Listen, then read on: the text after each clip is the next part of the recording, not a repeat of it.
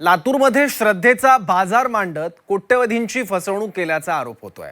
खंडापुरात आयोजित एका धार्मिक सोहळ्यासाठी मोठी देणगी भाविकांकडून गोळा करण्यात आली होती, पण सोहळा झाल्यावर उरलेल्या रकमेचा कुठलाही हिशोब न देताच मुख्य आयोजकांनीच पोबारा केल्याचा आरोप आहे।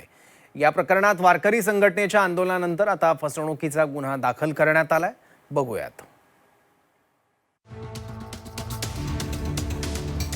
आधी पारायण, मग देणग्यांसह पलायन। श्रद्धेने दिलेल्या देणग्या गेल्या कुठे?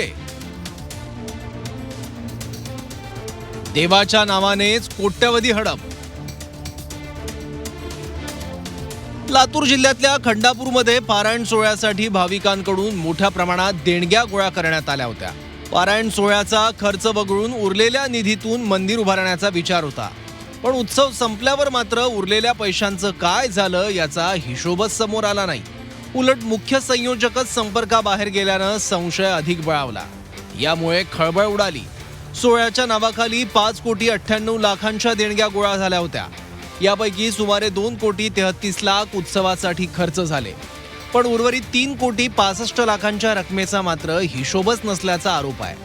सोहळ्याच्या मुख्य संयोजकाविरोधात भ्रष्टाचार विरोधी वारकरी कृती समितीनं आंदोलन आणि उपोषण सुद्धा केलं। यानंतर पोलिसात तक्रार दाखल करण्यात आली आहे। आज लातूर MIDC पोलीस स्टेशन मध्ये हा गुन्हा दाखल झालेला आहे। जवळपास 25 दिवस आम्ही त्यांना पोलिसांनी जे आम्हाला जबाबामधून साक्षी पुरावे मागितले, त्यांच्या जवळपास 20 लोकांचे आम्ही आतापर्यंत जबाब दिलेले आहेत। 25 व्हिडिओ दिलेले आहेत, 100-200 पावत्या दिलेल्या आहेत ओरिजिनल, आणि 10-15 फोटो दिलेले आहेत। या धार्मिक सोहळ्याच्या नावाखाली कोट्यवधींचा अपहार झाल्यानं पोलिसांनीही या प्रकरणाची गंभीर दखल घेतली आहे। मुख्य आयोजक किशोर जाधवसह इतरांवर फसवणुकीचा गुन्हा दाखल करण्यात आला। खंडापूरमध्ये जो पारायण सोहळा झाला होता, त्या पारायण सोहळ्याचे मुख्य आयोजक किशोर धोंडीराम शिवणेकर व त्यांचे इतर साथीदार यांनी सोहळ्यामध्ये जी देणगीची रक्कम जमा झालेली त्या रकमेचा अपहार केल्याबाबतची तक्रार अर्जदार श्याम भारत बरुरे आणि त्यांचे इतर 12 सहकारी यांनी त्या अर्जदारावरती सह्या करून तो अर्ज दिलेला होता। SP सरांच्या मार्फतीने तो अर्ज पोलीस स्टेशनला प्राप्त झाला होता।